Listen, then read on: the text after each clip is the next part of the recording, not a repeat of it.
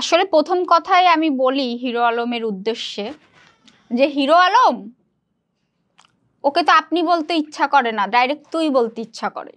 তুই যে বাটপারি কথাটা আমাকে বলিস আমি ভাইরাল হওয়ার জন্য এসছি, এই বদমাস তুই এই কথা আমারে বলিস, তোর লজ্জা করে না? তোর জন্মের ঠিক আছে?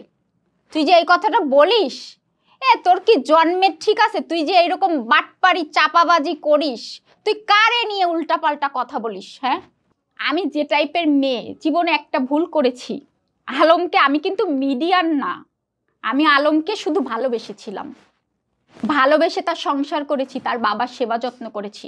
নিউরোসায়েন্স হসপিটালে যেয়ে শোনেন, অবশ্য কয়েকজন সাংবাদিক আমাকে বলেছে তারা ভিজিট করতে যাবে, আর অলরেডি তদন্ত চলছে নিউরোসায়েন্স হসপিটাল সব কিছু। কারণ এরকম একটা ক্রাইম এভাবে তো সবাই আমরা কি ওদের মতো কাদা ছোড়াছুড়ি তো আমার পরিবারের লোক করবে না।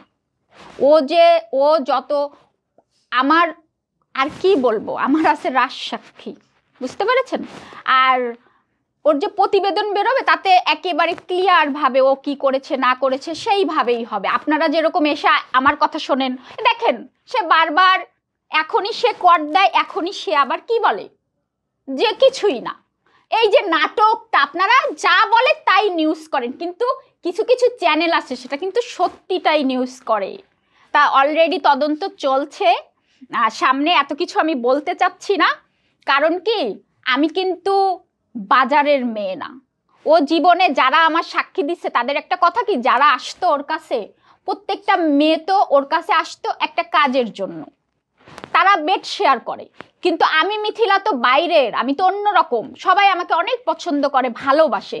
যে জীবনে ও সবচাইতে বড় অন্যায় করেছে, এই জন্য আমার পাশে, এখন আমি বলতে চাই না তাদের নাম, আমাদের কার্যক্রম হলে তারা সবাই আপনাদের সামনে এসে কথা বলবে হিরো আলমের। ও যে আমি যা এতদিন বলে আসছি সব যে সত্যি, সব কিছুই আপনারা পেয়ে যাবেন। আর অনেক নাম্বার থেকে আমাকে ফোন দিয়ে থ্রেট করা হচ্ছে আমি যেন সাংবাদিকদের সঙ্গে কথা না বলি, বুঝতে পেরেছেন? আমার কাছে অলরেডি কল রেকর্ড আছে, সেটা আমার পরবর্তীতে যদি তারা অস্বীকার করে আমি তখন আপনাদেরকে আমি দিব। এখন আমি দিতে চাই না। এখন মনে করেন তাকে ভালোবেসে তার ভাই বন্ধুরা অনেকে আমাকে ফোন দিতে পারে, এখন আমি তো হুট করে, তারা তো বলছে যে আপনি করেন না, আপনি সাংবাদিক সম্মেলন করেন না, এটা করেন না, ওটা করেন না, আমি রেখে দিয়েছি রেকর্ডিং। কিন্তু যে যদি পরবর্তীতে আমি দেখি তখন আমি অবশ্যই আপনাদেরকে দিয়ে দিব।